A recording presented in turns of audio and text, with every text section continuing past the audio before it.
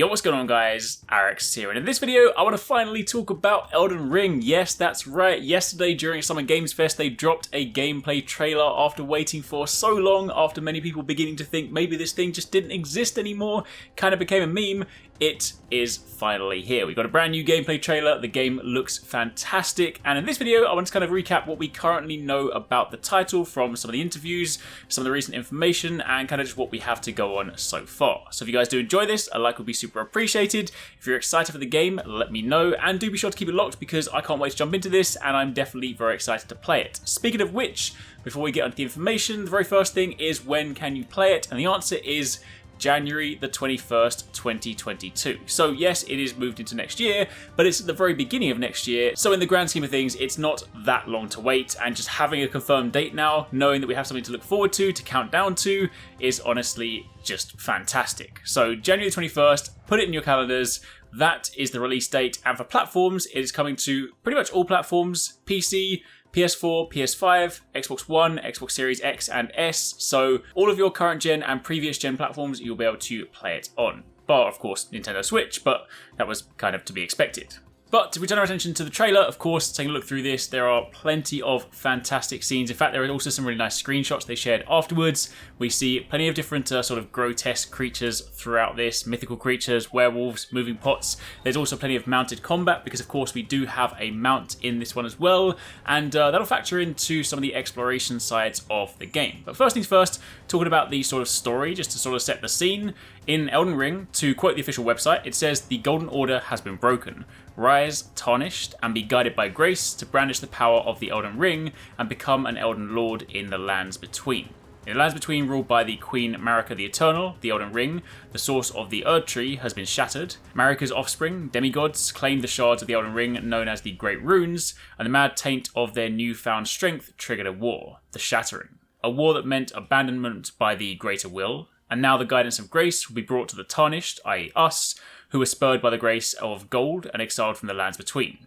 Ye dead who yet live, your grace long lost, follow the path of the Lands Between beyond the foggy sea to stand before the Elden Ring and become the Elden Lord. That is basically the spiel for the story, so we of course know that we will be taking on the role of the Tarnished. Quite what that means just yet isn't clear, but that is of course the narrative hook. In terms of the setting, referring to an interview that Miyazaki had with IGN, they said that this is going to be From Software's biggest game yet, with Norse mythology influences and gameplay similar to Dark Souls. But going on to the interview, he did say that while it will be similar to Dark Souls, it doesn't mean to say the game will play out in the same way. He said that with a more open and vast environment, the way that combat plays out becomes fundamentally very different. In fact, there was a press release for Elden Ring that states that the open world RPG will feature fantastical landscapes and shadowy complex dungeons that are connected seamlessly.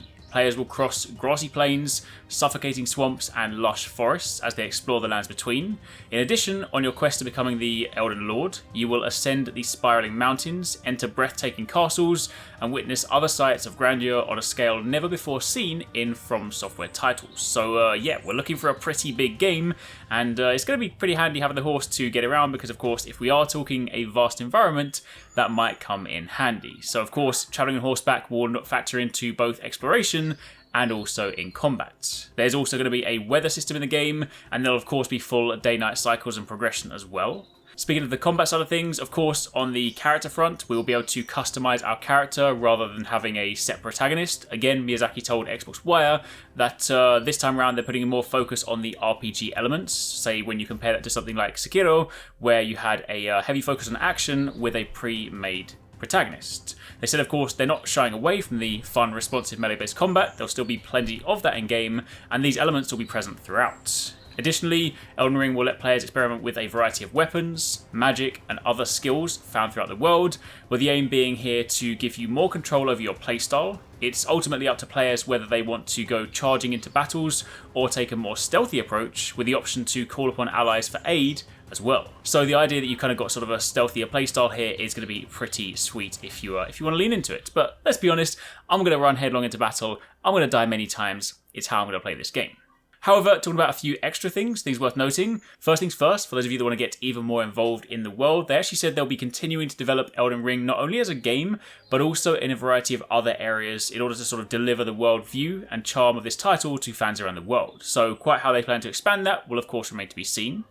On the multiplayer front, there was a press release for Elden Ring that states that you can explore the world alone or online with friends. In addition to this, it also said that you'll be able to do this with 1 to 4 players. It's unclear right now whether this multiplayer will take on the same form as, say, Bloodborne or Dark Souls, where you can sort of beckon other players to help you, or whether we'll be doing like a full-scale free team-up.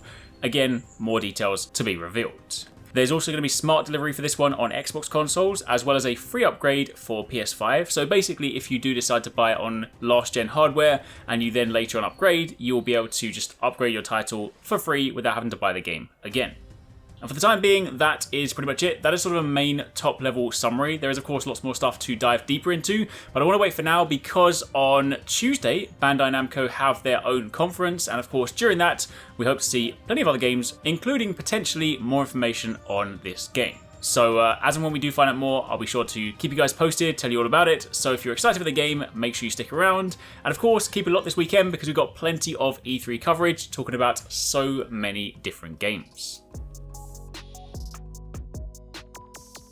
If you want to catch more from us at HyperX Gaming, don't forget you can catch the guys TwoSixNine and Paradise Central streaming over on Twitch weekdays, playing a variety of games. If you guys want to jump in, tune in, watch, and even join in, then make sure you check them out. The links to those are in the description box down below. And of course, you can join the Discord to get involved in all of the discussions.